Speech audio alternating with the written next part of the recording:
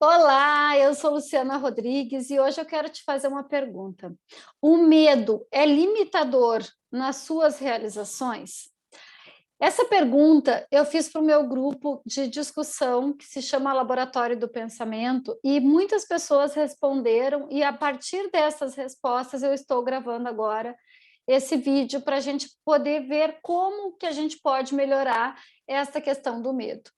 Várias pessoas lá me responderam que o medo não só era limitador, como também paralisava.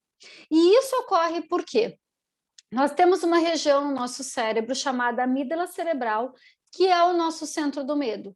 Ela serve como nosso mecanismo de proteção, como nosso mecanismo de defesa. Só que o que acontece? Ela faz com que a gente esteja o tempo inteiro em estado de alerta. Por isso que o medo é um dos sentimentos que a maioria das pessoas mais sentem, tá? Porque a nossa amígdala está ali o tempo inteiro como se informasse assim, perigo, perigo, perigo. Constantemente a gente está diante de algum perigo. E esse sentimento chega através dos nossos 5 sentidos.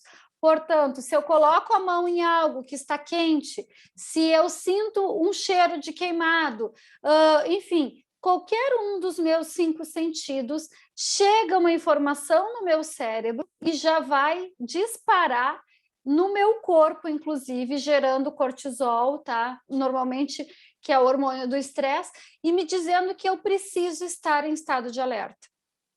Outra coisa que a nossa amígdala também faz e que nós precisamos ter cuidado é não ter facilidade a mudanças, ou seja, ficar na nossa zona de conforto. Alguns também me responderam que não mudavam em virtude de que ficavam na zona de conforto. E isso é cerebral, isso é natural do nosso cérebro. Se está tudo bem, a gente não vai ter esforço nenhum, a gente não vai se mexer, a gente não vai buscar algo novo, a gente não vai realmente buscar algo além. Tá? Por quê? Porque isso faz parte da nossa zona de conforto. Só que a gente sabe que se a gente quer mais coisas, se a gente quer realizar mais, se a gente quer motivar-se mais, até mesmo, nós precisamos criar novas questões, novos recursos, enfim. E esse estar na zona de conforto, que também é da nossa natureza cerebral primitiva, faz com que nos deixe cada vez mais assim. E um outro fator que ainda colocaram muito, tá? Que o medo limita é o quê? Na questão da crítica e no dizer não, certo? Que aí eu não consigo, às vezes, nem dizer não para as pessoas, não impondo meus limites e fazendo muitas vezes coisas que eu não quero. Se você tem alguma dessas coisas que eu falei, tá? Tudo isso é normal, tá tudo bem, faz parte da nossa natureza primitiva, não só cerebral quanto química. E como que a gente pode resolver isso? Agora eu vou começar a dizer como é que você pode resolver isso. Primeira coisa, a primeira coisa que você precisa perceber é quando você não estiver se sentindo bem, você observar e se perguntar: eu estou com medo de quê? Ou de quem? Ou de qual situação? Tá? Porque quando a gente se pergunta e você reconhece que está com esse medo, você já sabe que pode ir encará-lo. Agora, o problema é quando você começa a ficar mal, mal, mal, fraco, fraca e não percebe. Então, quando você começar já a sentir que a sua energia baixou de alguma forma, pergunte-se: medo de que eu estou? Ou de quem, ou enfim, né?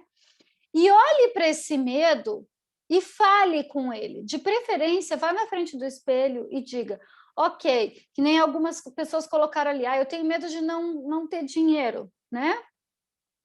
Vá na frente do espelho e diga para você mesma, com maior autocompaixão, tá? Ok, Luciana, eu entendo que você tem medo de não ter dinheiro, mas isso agora nem é real, porque a gente nem chegou no momento que você precisa ter o dinheiro. Então, vamos, quem sabe, viver o agora e depois a gente se preocupa com o futuro? Depois a gente se preocupa. Eu estou falando de uma maneira simples, tá? Mas é assim que a gente deveria conversar com o nosso medo. como se eu tivesse cara a cara com uma pessoa, encarando e falando exatamente o que me mantém, qual é esse medo. Você vai ver que se você começar a fazer isso, primeiro reconhecer que é medo, segundo conversar com o seu medo e dizer, ok, você tem total direito de sentir medo, você é humana, mas eu não vou permitir que esse medo me limite, que esse medo me paralise. E você que tem que decidir isto, certo? Conversar com o seu medo é uma questão dessas. Outra coisa que eu quero falar para vocês ainda é em relação às mudanças, tá? Como que a gente pode trabalhar isso? Gente, nós vivemos num mundo completamente cíclico. Então, a gente tem resistência à mudança, a gente tem medo da mudança, do desconhecido, como natureza primitiva, como eu falava, só que isso faz parte. E se eu começar a colocar na minha cabeça que a mudança não é algo que me amedronta, que a mudança é algo natural, faz parte do universo, faz parte da vida, eu vou começar a encarar a mudança de uma forma diferente.